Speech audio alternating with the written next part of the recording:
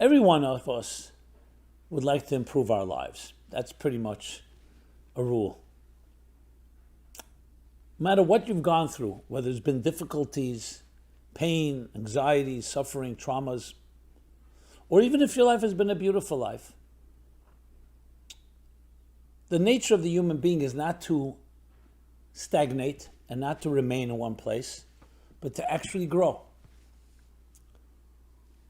However, how? How does one do that? The fact is, we are all products of our past. Meaning, our past experiences as children, as students, society around us, have in many ways shaped us. Especially in our early impressionable years, there are things that become etched in our psyches, very difficult to just dislodge. Fears, insecurities. And it always expresses itself, especially in the areas of our more emotional lives, our relationships, intimacy, personal connections, attachments, or lack of attachments.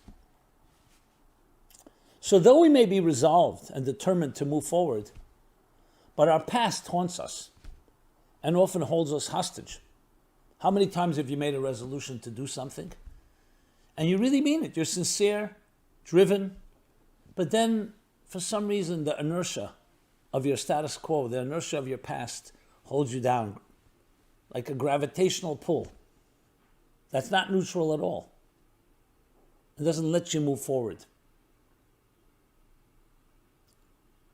So how do we look back while also being able to move forward? We can't ignore the past. Maybe sometimes we can, but most cases we can't, even when we try to. But you don't want to be held back by your past. So what is the formula? So a good place to begin is something that we read, the famous story of Abraham in the Bible. The first time we described his first journey, maybe the first journey really documented, is when he's told, leave your homeland, your birthplace, and the home of your parents. Those three expressions. Your land, your birthplace, and the home of your parents. And go to the land that I will show you, is what God tells him. Now, if you think about it, it seems strange. When you tell someone directions to go somewhere, they know where they are. You don't have to elaborate. They need to know how to get to the destination, what stops to make, and what direction to go. North, south, east, west, where to make turns, and so on. Here, it seems reversed. When it comes to the destination, it's very vague. The land I will show you. When it comes to the point of departure, it's elaborated upon. Your land, your birthplace, the home of your parents. But therein lies the secret of a journey. And therein lies the secret of renewal, especially we're about to enter the new year. And the key here, interestingly, even though you always hear, define your goals, your objectives. What is your destination? Where do you want to reach? And then retrace the steps and make a plan to get there. But here, interestingly, there's another most important factor, because psychologically, it's true you need to have a destination, but you have to know that there are forces, sometimes invisible forces, and those are the hardest ones, because you can't see them, that hold you back like a ball and chain.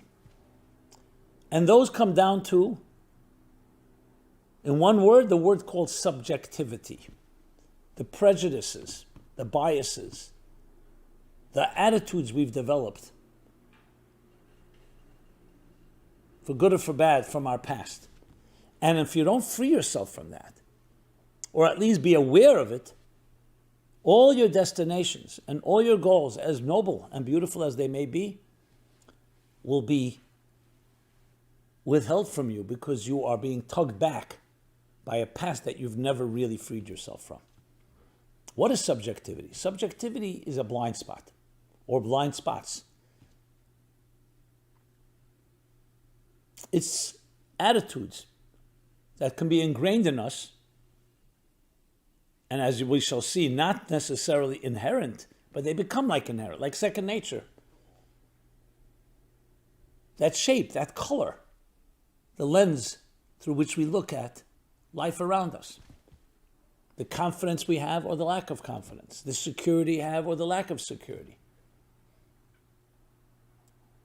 And they break down into three categories.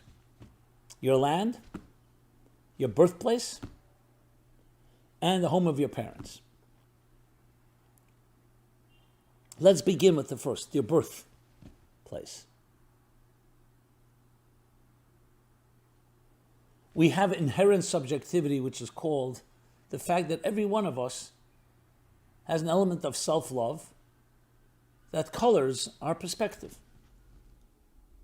When it comes to someone that we're not connected with, not ourselves, we can be far more objective. When it comes to ourselves, we have many blind spots.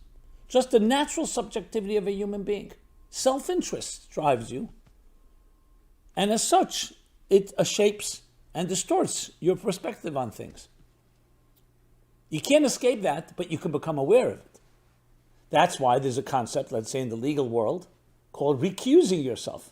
If a judge or another authority that has power over a particular case has self-interest, it's a case about his brother, his sister, himself, some business interest, or some prejudice for whatever reason, the right thing to do, the honest thing to do is recuse yourself. I can't get involved. Why? Because of that inherent self-interest that's around you or your family members or your interests. That doesn't mean you're no longer subjective. It means, however, that you're honest enough to acknowledge it. And the first step in freeing ourselves from the blind spots of subjectivity is awareness. Knowing. And not denying it, and not minimizing it, and not covering it up, and not allowing the bias, actually, to blind you to the point where you say, I'm not biased. Very often our subjective interests drive us. And what our mind does, being shaped by our subjective interests, a smart person covers your tracks, and you actually justify things that are not justifiable. You know how to find excuses, you know how to cover up, etc. So that's the first thing we need to be aware of. So whatever journey we embark on, moving forward, you need to look back and say, okay, what are the forces that shape and define me? Second, subjectivity. The home of our parents. Parental attitudes. They shape us. When we're young children, we're like a warm ball of wax. Everything that happens in our lives, big or small, becomes etched in that wax. As it hardens into an adult, as we mature, it becomes part of who we are. That doesn't mean you can't reverse it, but you need to be aware of it. Parental attitudes. As much as we may not like when someone says, hey, you're like your father, you're like your mother, as you get older, you start realizing you do things like they did. Not because you admire them necessarily. It could be for that reason too. But it became like the natural reaction. Your mother had a tantrum every time something happened. That very often, that becomes your modus operandi. That's what you do. If your father withdrew every time he was anxious, that's often becomes the way to be. And you don't even know there's another option. And you may be even surprised to hear there's other options. That children are impressionable is beautiful on one end, but it could also be very destructive. If your parents invalidated you, criticized you, or in general were critics, you'll often be very similar. Because that's where you learn your first way of reacting to things. The love of your parents, how they loved each other, how they love others, will often be the way you gravitate, the way you love. Can we change it? Of course. I've seen people with terrible dysfunctional parents, and they learned by process of elimination what not to do, and they became beautiful people. But it's still a struggle, and it's still a battle, and it's still something we need to be aware of. That's the second, attitudes. And the third is your land, your society, social influences, your peers, friends, and in general, the social standards often are not very, very constructive. Many of us may remember, I remember in high school we read the short story called The Lottery. Chilling story, but it leaves that impression on you. Briefly, in a small little town, they're all preparing for a great celebration. You have no clue what the celebration is. People go shopping for the best clothing. It's going to be a day of festivities, meals. School is out, work is out. Everybody's preparing for this special day, the day of the lottery. The whole build-up. Let's cut straight to the chase. The day comes. Children are dressed up. Parents, everyone's excited. They come to the center of the town. Big circle of all men, women, and children. And a box is put there in the center. Everyone's supposed to put their name in. A lottery will be drawn. Lots will be drawn. A name will be drawn out of the box. Again, you have no clue what's going to happen. It also seems so beautiful. Everyone dressed in ribbons and balloons. It's party time. And then they draw a name out. And a very non-dramatic, almost, what can I say, banal way, which makes it even more chilling. The person who's chosen is put in the middle of the circle, and they stone him to death. Unceremoniously, without passion, without feelings. That's it. Custom of the town. And they all go back to their lives. Of course, it teaches you what conformity can be, herd mentality. What happens when we become brainless and we just follow society? Now, I'm not suggesting that everything we follow in society leads to stoning someone to death. But it could be the equivalent in our attitudes, how we blacklist people, how we cancel people, cancel culture, how we do things mindlessly. That's what everyone's doing. I mean, there are studies made that if authorities would round you up and say do certain things that are inhumane to another person, people would do it because they're being told by authority, by police. Look at Nazi Europe. Look at Nazi Germany, what happened.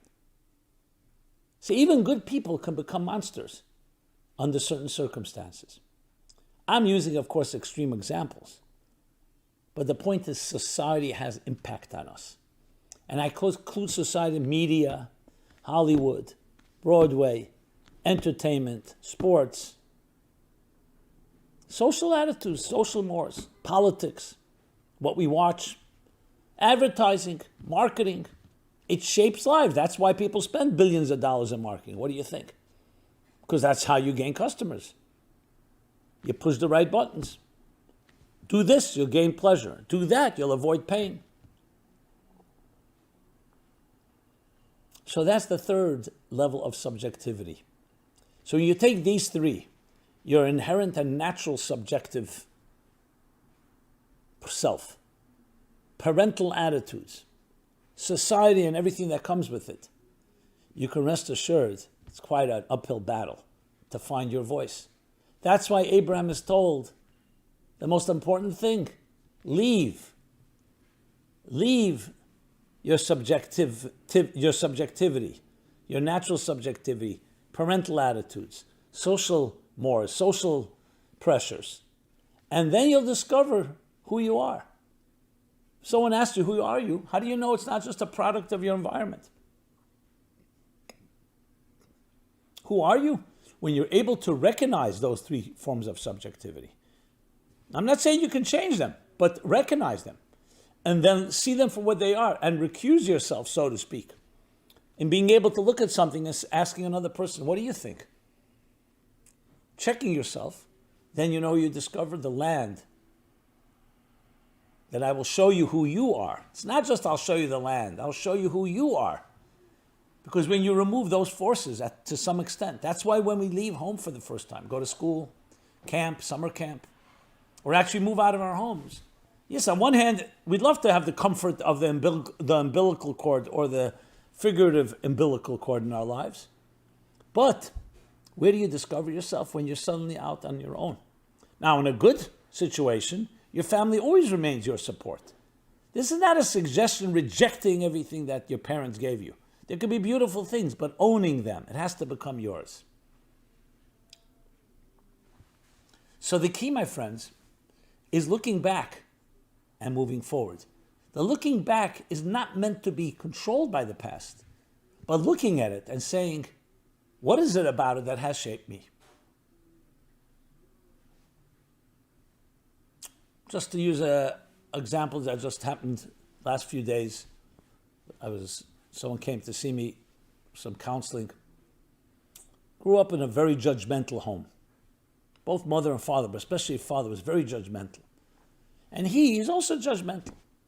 He says, right away, I see somebody, I see something, I meet someone, I'm already rushing to judgment. And it bothers me because it's not right to do. I don't want to be judged. Why am I judging? How do I extract that from myself? Perfect example of a parental attitude. So I said, well, you're here. The fact that you're aware, awareness is half the cure.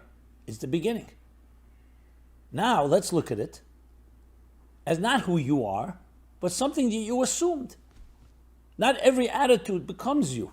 Even though you may think it's part of you, it's not necessarily the natural you. So what you do is not just you check it when you feel judgmental, find something positive about a person. Make it your deliberate effort that whenever you meet someone, without even before you become judgmental, find something positive. The best defense is offense, instead of fighting the negative. And if you make that your habit, slowly, you'll develop that attitude, that approach. And when something does come up that you seem to want to gravitate toward judgmentalism, you'll have something to hold on to. 1 second, this person has certain qualities. Now, of course, there may be certain areas where not judgmentalism is justified. I don't believe that at all. But where you have to have discretion and realize this person may do have something that you maybe you shouldn't go into business with them. Maybe you shouldn't become a partner. Maybe you shouldn't marry that person. But that still doesn't mean you have to be judgmental. That means it may not be the right thing for you. That's a perfect example of you looking back and moving forward. You're looking back because at least you recognize that you have this component. Don't think that judgmentalism is something to just say, oh, you know what, that's who I am. Or you don't even realize you're being judgmental. So looking back is necessary. That's why we have to be told, here are the forces, your natural subjectivity, your parental attitude, society. You need to know that. But the next step comes the moving forward. And that comes down to who controls your life. Who defines your life? Is it your life circumstances? Or is it your soul's destiny? Those are the two choices, yes. Things happen to us, but that doesn't define who you are. Who you are is your soul. You're a spiritual entity on a physical journey, not a physical entity on a spiritual journey. And that's where the real moving forward comes from. That discovering I was put on this earth, there are many things that happened in my life. My personality, my own subjective interests, my parents, my family, and my society. It's all part of my life. But who controls the navigation? It's the captain of the ship is your soul. So if you really want to move forward, you need to have both those elements. I always love the expression they associate with Rav Shneur Zalman of Liadi, the Alter Rebbe, founder of Chabad Chassidus, who teaches, whether he said it about himself or was said about him, that he taught a person how small you are and how great you can become. There are people who know how small they are. They'll tell you about all their flaws and mistakes and how their shortcomings and how they can't do this and they can't do that. I can't do it. That's not for me. And there are people the other way around. They have illusions of grandeur or delusions of grandeur. They know how great they can become. And they may have even a point there. Maybe they do have that great potential, but they don't know how small they are. The key to anything is the honesty of knowing where you are and where you can be. If you're only trapped where you are, that's looking back, then you're never going to really grow. Your own negative attitudes, your own self-perception, your own negative self-perception will keep you holding you back. That's why you must know. Look forward. Move forward. Look up. On the other hand, if you only know where you can be, what you're capable of, but you have no clue of your own Limitations, you're never going to get there. Because you don't even know that these limitations are going to hold you back. You're convinced that they won't. Of course you need to have a gung-ho attitude and a positive attitude. Absolutely. When you drive your car, the main thing is to look ahead, but you have a rear view mirror. Rear view mirror you check from time to time to make sure. But you're not focused on looking back. You're focused on looking forward. Brings to mind the story of the Tzemach Tzedek, the grandson of Rabbi Shneur Zalman, when he was a little child playing on a ladder with his friends, and all the children were afraid to climb to the top of the ladder. They stopped the middle, 3/4 of the way, quarter of the way. He was the only one that climbed all the way to the top, this little boy. His grandfather was watching, and he says to him afterwards, "Why were you the only one that had the courage to climb to the top of the ladder and all the others stopped?" So he said, "Zaidi, Grandpa." Very simple. In Yiddish he said it. When the other children were climbing, they kept looking down. So they saw how high they were. They got afraid. Oh, I'm so high up. And they scurried down. When I kept climbing, I kept looking up. I saw how low I was. So it motivated me to climb higher. We all have these choices. It's good to know what you've accomplished. But if it becomes the driving force, then you always say, hey, you know what? Look how much I've accomplished compared to someone else. But when you look at the people who've accomplished more than you, or you look at what you still can accomplish, you're looking up, then it motivates you. So there has to be a combination. But the real focus is always about going forward, moving forward. But the looking back is necessary in order to achieve what,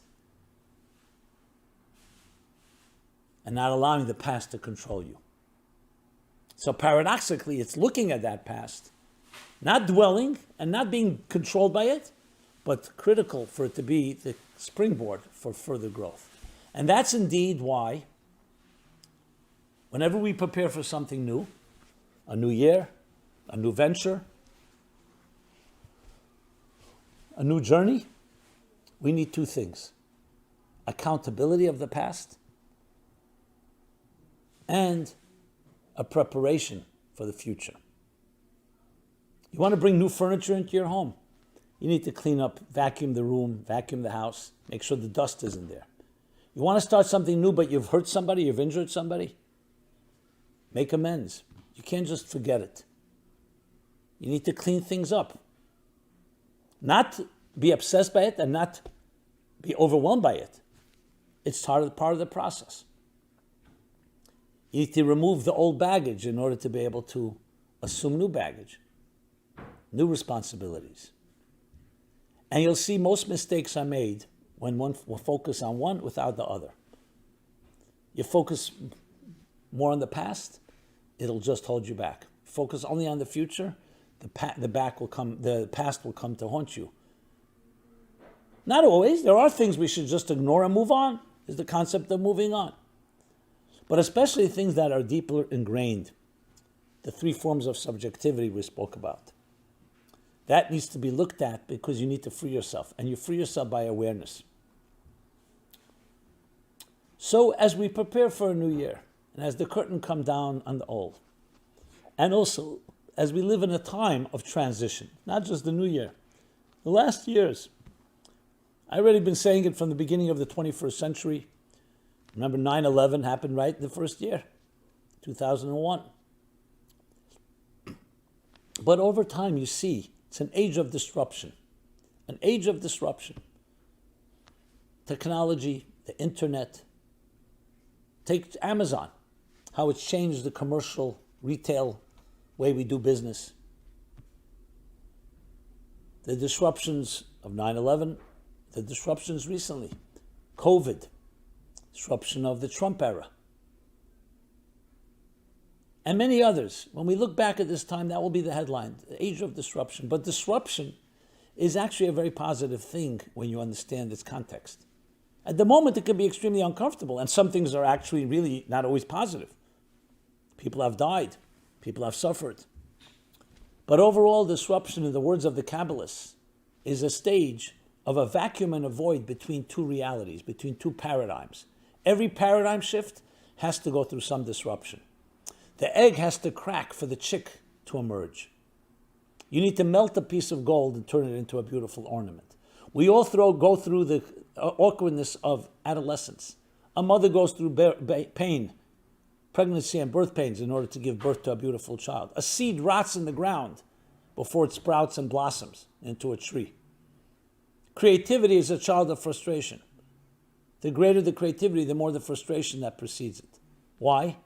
Because as you change into something greater, a metamorphosis, you have to shed the old layer of skin to assume a new layer of skin.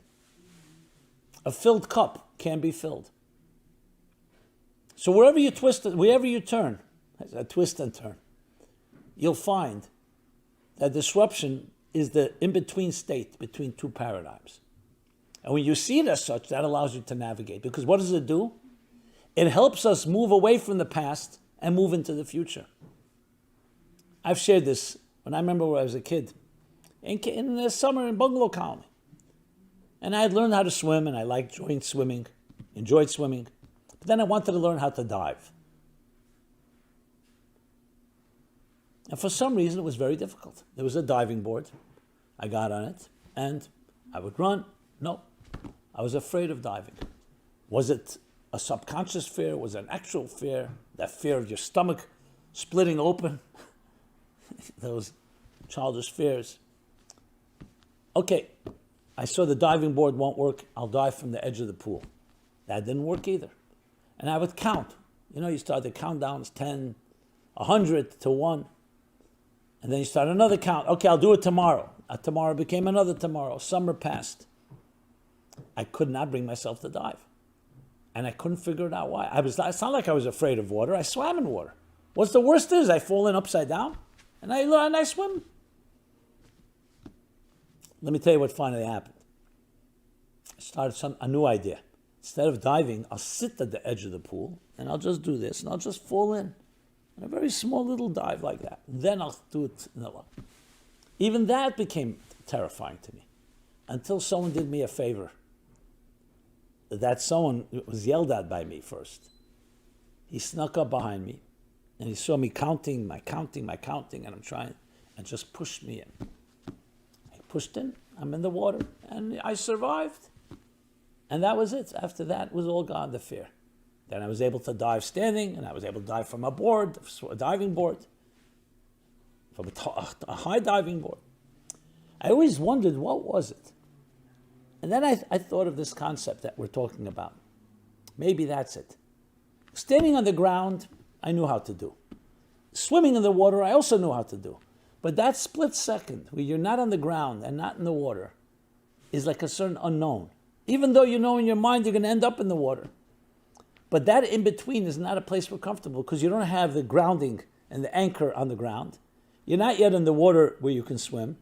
That in between. It's my theory. I don't know if it's accurate. I've never tested it psychologically. But I think there is a fear because the comfort zone of our present holds us back from really growing into our future.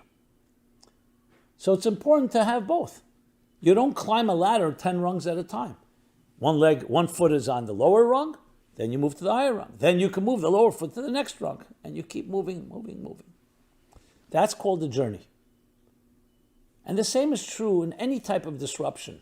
See the disruption as that in-between place. Yes, it could be uncomfortable. That's exactly why it is uncomfortable. Because it's not your past comfort zone. If it's too comfortable, you know you're not growing. It's just an extension of your past. On the other hand, we're not talking about jumping into a place, but completely, sometimes we need to jump. So it's about keeping that balance, moving forward while looking back. And the same as we prepare for a new year. You want it to be new, you have to have a new attitude. Insanity is doing the same thing and expecting different results. If nothing changes, nothing changes. Or as I like to say, if you think what you thought, and you say what you said, and you do what you did, you know what you're going to have? What you had. It's a mathematical certainty. You think different, you speak different, you do different, then you'll have something different. But difference comes with a price, and the price is letting go of some of that past.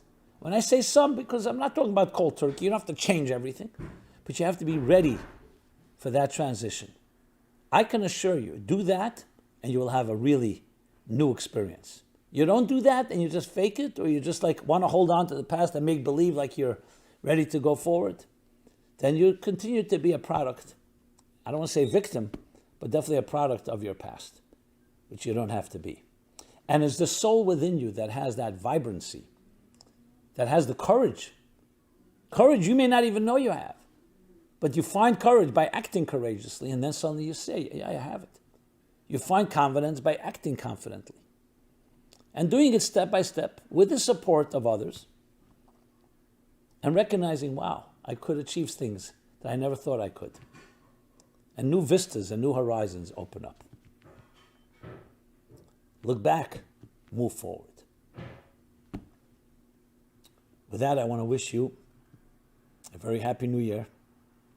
One that new channels of blessings are bestowed upon you, all in excellent and great health, abundance materially and spiritually.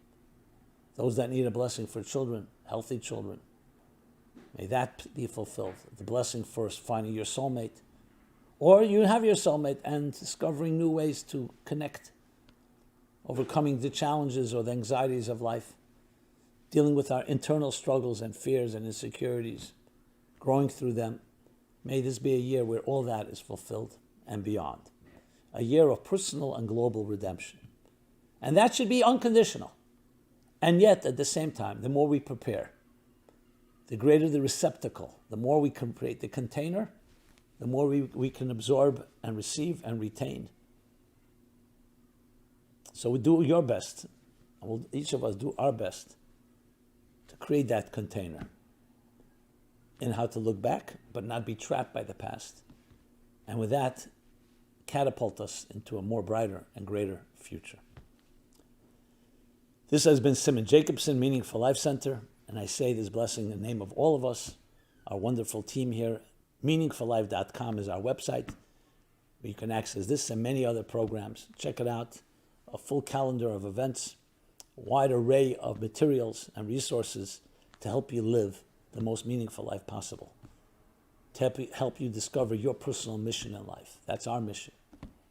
And with that, it's an honor to partner with you in every possible way. So please, I'd love to hear from you, feedback, thoughts, comments, suggestions, as well as please share what you've heard with others.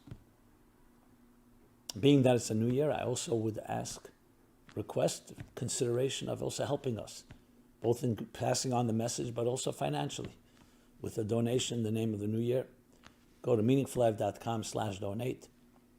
And with that, I bid you again a very, very happy year, sweet year for each and all. And we'll continue this journey together as we enter the new Hebrew year to grow from strength to strength. Thank you so much. Be well and be blessed. This program is brought to you by the Meaningful Life Center. Please help us continue our programs. Make even a small contribution at meaningfullife.com/donate.